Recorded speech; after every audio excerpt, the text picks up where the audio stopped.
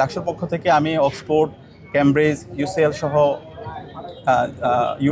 যুক্তরাজ্যের বিভিন্ন প্রমিনেন্ট যে বিশ্ববিদ্যালয়গুলো আছে সেই বিশ্ববিদ্যালয়ের বিভিন্ন স্টেক হোল্ডারদের সাথে মিটিং করেছি, স্টুডেন্ট ইউনিয়নের সাথে মিটিং করেছি।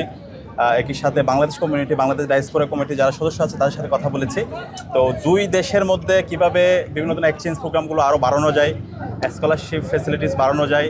একই সাথে আমাদের যে ডাকসুর পক্ষ থেকে আমরা যে আয়োজনগুলো করছি সেই আয়োজনের ব্যাপারে আমরা তাদেরকে অবগত করেছি এবং আগামী মাসে আমাদের সেকেন্ড ইন্টারন্যাশনাল জুলাই কনফারেন্স অনুষ্ঠিত হতে যাচ্ছে।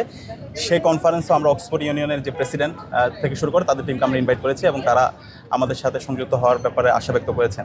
এবং এর বাইরেও আমরা বলেছি আমাদের প্রত্যেকটা বিশ্ববিদ্যালয়গুলোতে যে অবারিত সম্ভাবনা আছে সেটাকে আমরা কাজে লাগাতে চাই। অক্সফোর্ড, ক্যামব্রিজ এই বিশ্ববিদ্যালয়গুলো সারা দুনিয়া নেতৃত্ব দিচ্ছে। এই বিশ্ববিদ্যালয়ের কীভাবে পরিচালিত হয় সেটা আমি দেখার চেষ্টা করেছি। তাদের আমি ডরমেটরিজগুলোতে গিয়েছি, তাদের লাইব্রেরিগুলোতে গিয়েছি, তাদের একই সাথে তাদের যারা শিক্ষক আছে, শিক্ষক এবং ছাত্রদের মধ্যে সম্পর্কটা কেমন সেটা আমি বোঝার চেষ্টা করেছি। তো এই যে তাদের যে মাধ্যম, সে মাধ্যমগুলো কীভাবে আমরা ঢাকা বিশ্ববিদ্যালয়ে অ্যাপ্লাই করতে পারি। ঢাকা বিশ্ববিদ্যালয়ে কিন্তু এই মাধ্যমগুলো আছে, ঢাকা বিশ্ববিদ্যালয়কে কিন্তু প্রাচ্যের অক্সফোর্ড বলা হয়। তো এই কাজগুলো কীভাবে আরও প্রপারলি ফাংশন করানো যায় সেটা নিয়ে আমরা কথা বলেছি।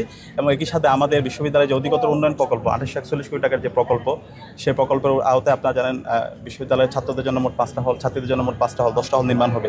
তো সে হল নির্মাণের কাজ কীভাবে দ্রুত শেষ করা যায় এবং সকল শিক্ষার্থীদের জন্য আবাসন নিশ্চিত করে একটা সুন্দর একাডেমিক পরিবেশ কীভাবে নিশ্চিত করা যায় সেটা নিয়ে আমরা কথা বলেছি।